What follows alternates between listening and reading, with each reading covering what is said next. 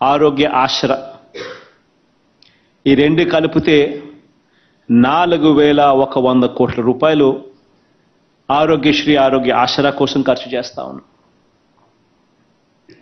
ఒకసారి గమనించినట్లయితే అప్పట్లో ఆరోగ్యశ్రీ కానీ 104 కానీ 108 కానీ ఇటువంటి సేవలన్నిటికీ కలిపి కూడా గతంలో ఖర్చు చేసింది ఎంత అని చూస్తే 5 సంవత్సరాలలో కేవలం 5,900 కోట్ల రూపాయలు ఖర్చు అవుతా ఉంటే మనం ప్రతి సంవత్సరము కూడా ఈ ఆరోగ్యశ్రీ సేవలను మెరుగుపరుస్తూ ఇప్పటికే 14,439 కోట్ల రూపాయలు ఖర్చు చేశాం. ఇది సంవత్సరానికి 4,400 కోట్ల రూపాయలు 104, 108 కూడా కలుపుకుంటే ఆరోగ్యశ్రీ ఆరోగ్య ఆసరాకు 4,100కు 104, 108 కూడా కలుపుకుంటే 4,400 కోట్ల రూపాయలు సంవత్సరానికి కేవలం పేదవాడి కోసం, పేదవాడు అప్పుల పాలయ్యే పరిస్థితి రాకూడదు, వైద్యం కోసం ఏ పేదవాడు ఇబ్బంది పడే పరిస్థితి రాకూడదు అన్న తాపత్రయంతో అడుగులు పడ్డాయి. ఈరోజు గతంలో ఆరోగ్యశ్రీ సేవలు అందుకుంటా ఉన్న వాళ్ళు సరే, ఆరోగ్యశ్రీ హాస్పిటల్స్ తక్కువే, అందులో సేవలు అందుకుంటా ఉన్న వాళ్ళు కూడా చూస్తే గతంలో 5 సంవత్సరాలు కలిపి 22,32,000 మందికి మాత్రమే ఆరోగ్యశ్రీ సేవలు అందిన పరిస్థితులు ఉంటే ఈరోజు ఈ 4.5 సంవత్సర కాలంలోనే ఆరోగ్యశ్రీ సేవల అక్షరాల 53 లక్షల మందికి ఈరోజు ఆరోగ్యశ్రీ సేవలు అందుబాటులోకి రాగలిగాయి. నిజంగా ఆశ్చర్యం కలిగించే విషయాలు. ఆరోగ్య ఆసరా గురించే గమనించినట్లయితే ఆరోగ్య ఆసరా పేదవాడికి వైద్యం చేయించడమే కాకుండా పేదవాడు వైద్యం అయిపోయిన తర్వాత డాక్టర్లు ఇన్ని రోజుల పాటు పేదవాడు రెస్ట్ తీసుకోవాలి అని చెబితే ఆ రెస్ట్ తీసుకునే సమయంలో ఆ పేదవాడు ఇబ్బంది పడకూడదు అనే ఉద్దేశంతో ఆ పేదవాడికి ఆ డాక్టర్లు ఇన్ని రోజుల పాటు రెస్ట్ తీసుకోవాలని సలహా ఇస్తే అన్ని రోజుల పాటు నెలకు 5,000 రూపాయలు చొప్పున 2 నెలలు అయితే 10,000 రూపాయలు ఆ పేదవాడి చేతుల్లో పెట్టి ఇంటికి పంపించే కార్యక్రమం జరుగుతూ ఉంది ఈరోజు ఆరోగ్య ఆసరా ద్వారా.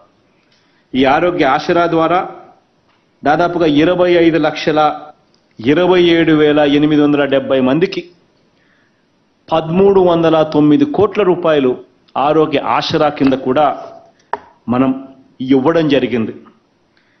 ఈరోజు గమనించినట్లయితే ఆరోగ్యశ్రీ కింద గతంలో ఎవరికైనా క్యాన్సర్ గానా ఇటువంటి భయానకమైన రోగం ఏదైనా వస్తే కేవలం 5 లక్షలు దాటితే ఇచ్చేది లేదు, 5 లక్షల రూపాయలు మాత్రమే అని కన్ఫైన్ చేసిన పరిస్థితుల్లో కీమోథెరపీ లాంటిది స్టార్ట్ చేసినా కూడా కేవలం 2 డోసులకే 3 డోసులకే 5 లక్షలు అయిపోయింది, ఇక మేము వైద్యం చేయలేము, ఆరోగ్యశ్రీ అయిపోయింది అని వెనక్కి పంపించే పరిస్థితిలో కేవలం చేశామంటే చేశామన్నట్టుగా ఇంటికి పంపించే పరిస్థితిలో మళ్ళీ 6 నెలల తర్వాత ఆ బాధితునికి ఆ పేషెంట్కు మళ్ళీ క్యాన్సర్ మళ్ళీ రీలాప్స్ అయి మళ్ళీ రావడం, వైద్యం లేక ఆ పేదవాడు చనిపోవడం, పరిస్థితిని పూర్తిగా మారుస్తూ మనందరి ప్రభుత్వం అధికారంలోకి వచ్చిన తర్వాత క్యాన్సర్కి ఎంత డబ్బులు ఖర్చైనా పర్వాలేదు, అన్లిమిటెడ్గా పూర్తిగా వైద్యం అందించే కార్యక్రమానికి శ్రీకారం చుట్టాం. కాక్లియర్ ఇంప్లాంట్ ఆపరేషన్స్, బైలాటరల్ అంటే 2 చెవులకు కాక్లియర్ ఇంప్లాంట్ ఆపరేషన్స్, ఇది చేయడానికి దాదాపుగా 12 లక్షల రూపాయలు అవుతుందనంటే అది కూడా ఆరోగ్యశ్రీ పరిధిలోకి తీసుకుని రావడం జరిగింది. అదే రకంగా bone marrow transplantation, stem cell transplantation వ్యయం 11 లక్షల రూపాయలు, అటువంటివన్నీ కూడా తీసుకొని రావడం జరిగింది. గుండె మార్పిడి చికిత్స, హార్ట్ ట్రాన్స్ప్లాంటేషన్, దాని ఖర్చు 11 లక్షల రూపాయల పైనే.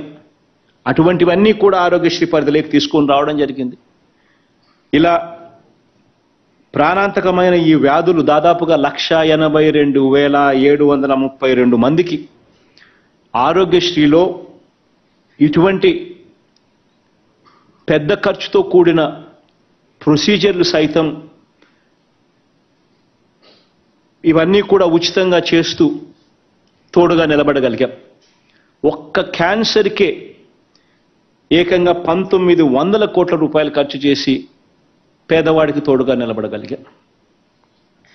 ఈరోజు ప్రతి అడుగులోనూ కూడా గతంలో గమనించినట్లయితే 104, 108 వాహనాలు ఎక్కడున్నాయో తెలియవు, వస్తాయో రావో తెలియవు, ఫోన్ కొట్టినా సరే లాభమేముండదు అనే పరిస్థితి.